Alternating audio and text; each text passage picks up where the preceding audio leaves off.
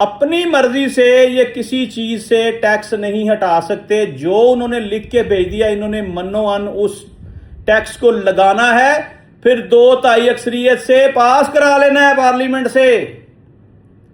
یہ ظلم اور زیادتی کی آخری حدیں کراس کر رہے ہیں، اور ان کو پتہ ہے کہ ہم ستمبر تک فارغ ہیں.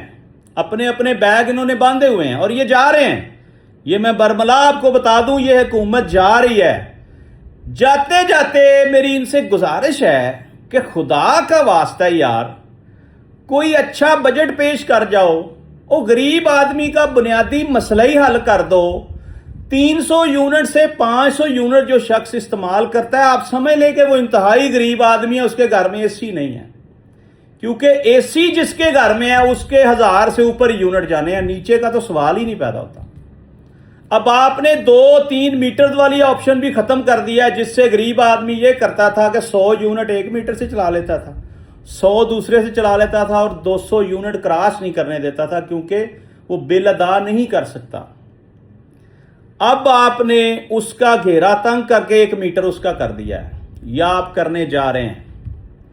اس کا اتنا خیال کرتے جائیں جاتے جاتے کہ آپ 200 سے 500 یونٹ تک جو شخص استعمال کرتا ہے اس سے صرف یہ ڈیوٹیاں ہٹا لیں. میرا دعویٰ ہے ناظرین، 10,000 کے بل کے اوپر 2500 سے 3,000 ڈیوٹی ٹیکس ہوتا ہے.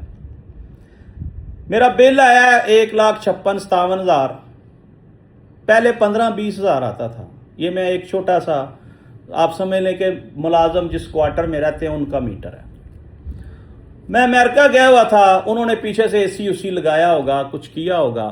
میں یہ نہیں کہتا کہ انہوں نے بجلی استعمال نہیں کی ہوگی.